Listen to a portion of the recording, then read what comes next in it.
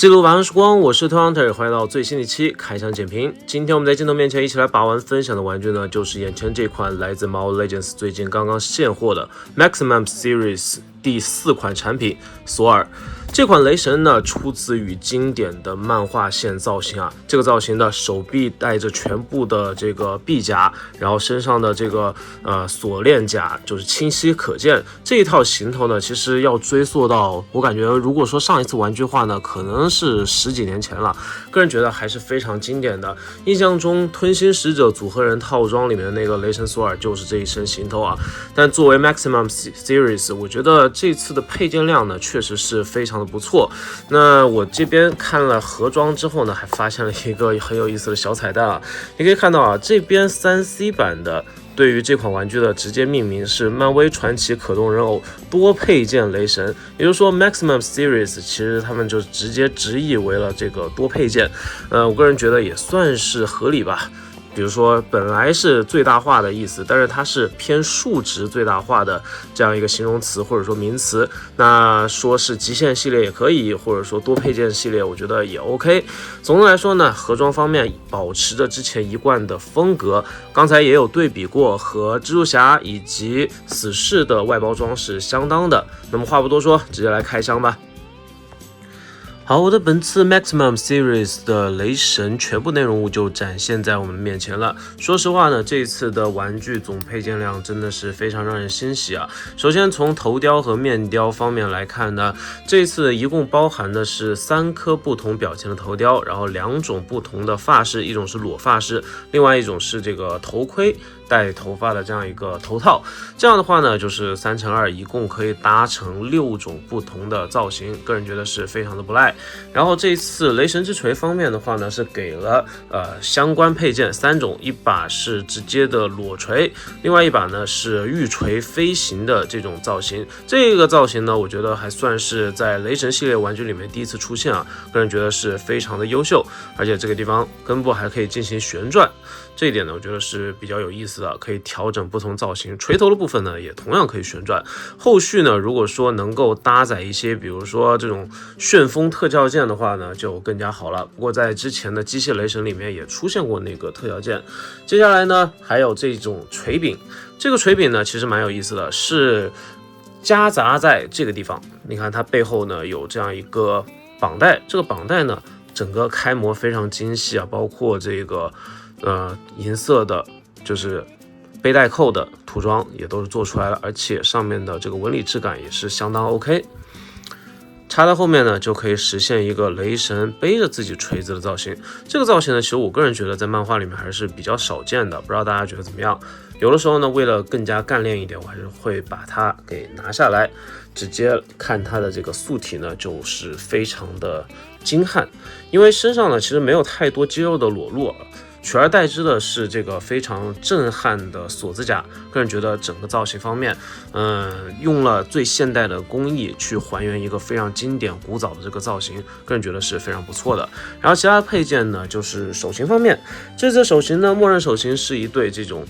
龙爪手型，然后呢，剩下的部分呢是一对实心握拳手型，这种呢是战柜必备的实心握拳手，个人觉得还是 OK 的。再就是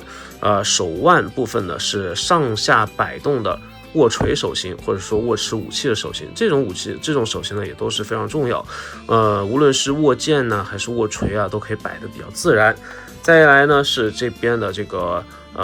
类似用阿斯加德野兽制成的这种牛角杯。这个牛角杯呢虽然不好放置啊，但是拿在手上呢也是很有这种维京人或者说北欧神话里面角色觥筹交错的那种感觉。而且呢，涂装方面呢也做了一定程度的这个古色的渐变，这个也算是 Mobile Legends 产品里面比较少见的配件了。接下来是2个老演员特效件啊，这个特效件呢其实张力还是比较足的，无论是电光人、暴风女，还有一些雷电属性的角色也都使用过这个特效件。之前有介绍过啊，两个特效键的后端呢都有一个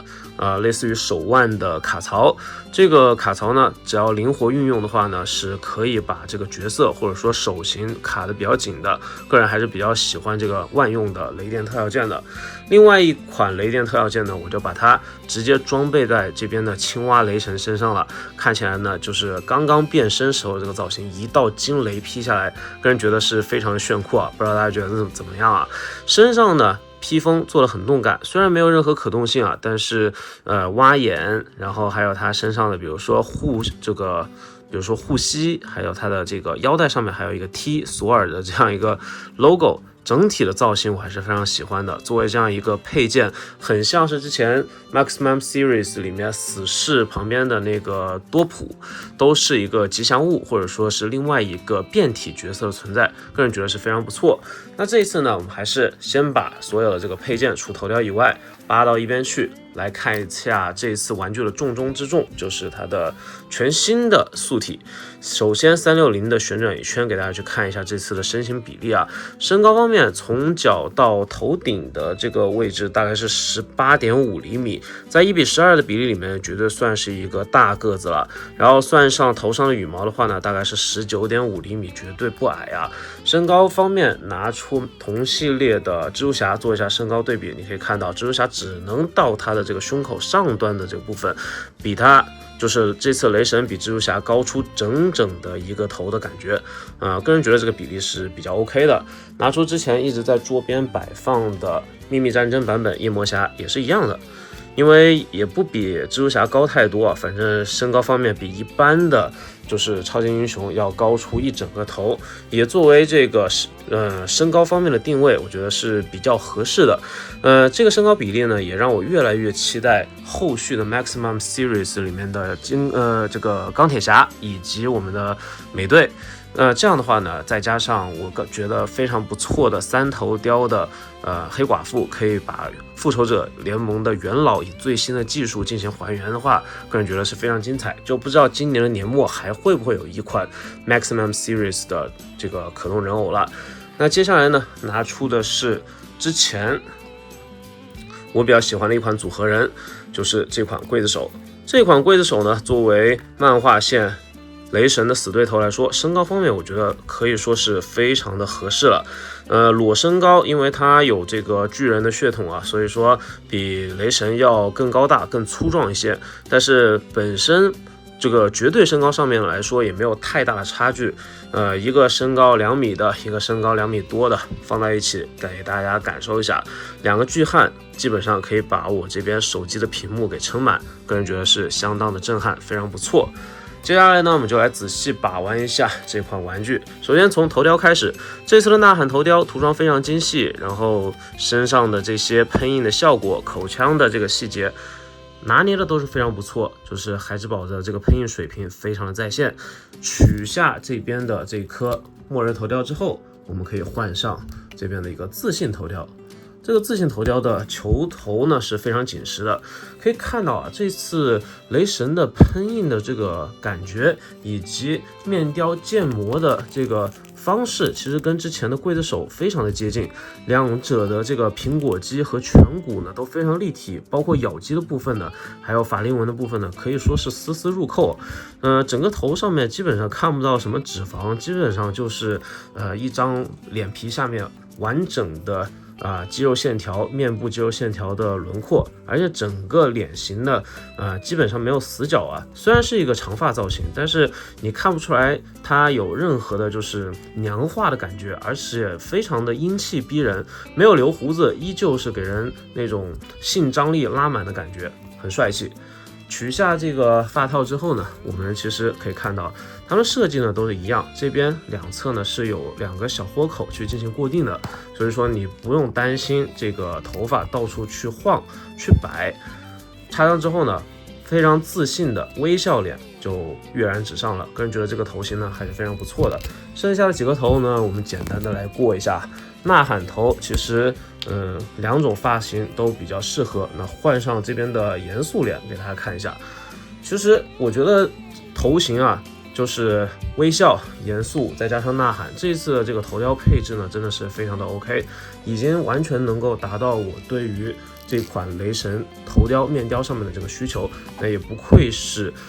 多配件系列，或者说 Maximum Series。整体的这个配件量，还有它整体成色的把控，当然我这个地方眉毛稍微掉了一点漆啊，但是我觉得这个问题不算是特别大，我稍微拿自己的马克笔补下色就 OK 了。眼睛方面，瞳孔的这个层次感表现的也是非常的到位，不知道大家觉得这款头雕你可以给到几分呢？同样的道理啊，换上这边的这个妹妹头，或者说长发头型，给大家去看一下整体的这个效果。确实是英气逼人，把镜头拉远一点之后呢，整个的造型呢依旧是非常的强悍，很猛的一个角色，没有任何的尿点，个人觉得非常不错。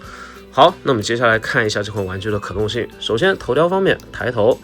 双动的这个球形关节，抬头幅度大概是这么多，会被头发挡到一点。低头的幅度呢，看到自己的胸部也没有问题，但是有的时候呢，这个头发会被弹开，需要自己固定到位。左右晃头也是有非常大的这个幅度，需要考虑好，或者说需要照顾好这边头发的卡扣位置。360的旋转当然不在话下。手臂方面呢是平抬超过90度，然后这边是一个套筒型的关节，有一定的蝴蝶关节位，但它不是真正的蝴蝶关节，它只是有一根长的轴，前后大概5度左右的水平，不算特别大，但是够用。双段的这个手肘的曲肘幅度给大家看一下，超过90度，然后这边过渡还算是自然吧。二头肌的旋转没有问题，手腕外摆内收。大家比较关心的胸腰部分，挺胸两段，一段是胸椎，一段是腰椎，大概是45度到基本上快超过45度的这个角度了，还不错啊。弯腰的幅度呢，大概是往前接近40度左右的水平。360度的旋转，两段都可以旋转，然后它左右还有一定的这个侧腰的范围。腿部髋关节这个地方呢，我们看一下，有了下拉关节之后，整个拉下来一段，前踢的幅度不会有太多的阻碍。大腿根部的旋转，双段关节的这个屈膝，小腿贴大腿的这样一个水平。然后脚步前后左右接地，还有前脚尖的可动，基本上该给的可动关节都给了。个人觉得这款玩具呢，已经达到了我对于雷神玩具毕业款的完美预期。再加上这款玩具呢，它还带上了这个布置披风，迎风飘扬的这个动作，把持力度呢是非常足够的。当然呢，所有的这个布披风的玩具，它都有一个就是需要你花更多的时间在摆造型、摆 pose 上面，这一点呢，我觉得毋庸置疑啊。所以说，如果说大家有时间去把玩的话呢，布置披风一定会给你带来更多的乐趣。虽然它没有这个造型披风那么直给啊，但是有了布置披风的话，我觉得你拍照片出片的这个概率，或者说整个视觉效果会更上一层楼吧。因为如果不是这样的话呢，也不会有太多的朋友去自己另配各种各样的这个布衣零件去进行改造了，对吧？整个来说的话呢，这款玩具10分满分的话，我会给到一个8分到8.5分的分数。因为 Maximum Series 作为一个目前 Marvel Legends 最新且最高规格的系列，我觉得玩家肯定还是会对它有更高的要求。对于我而言，这款玩具所欠缺的一个点呢，其实就是那个旋转的转锤子的这个特效键。这个特效键呢，像以往的机械雷神里面，它会给到一个非常厚重的，就是过于厚重的，甚至它的关节无法承受的这样一个巨大的旋风特效键。但是呢，这个特效键的整个实用性呢，也没有达到非常的理想的状态。但是我觉得来到了几年之后，2026年的今天呢，这款配件呢，其实应该能够有更好的这个解法，也期待后续雷神系列玩具的作品吧。那今天把玩分享就到这边，你会入手这款 Maximum Series 的雷神索尔吗？下面留言跟我一起讨论分享吧。我是拖牙 Hunter， 下期再见，不见不散，记得关注这个频道，拜了个拜。